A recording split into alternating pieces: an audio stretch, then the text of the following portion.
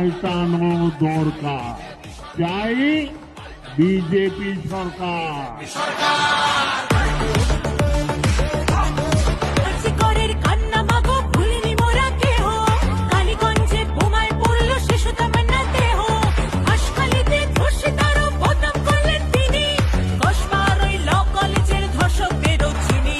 শাসকের ঘরের ছেলেও আর পাবে না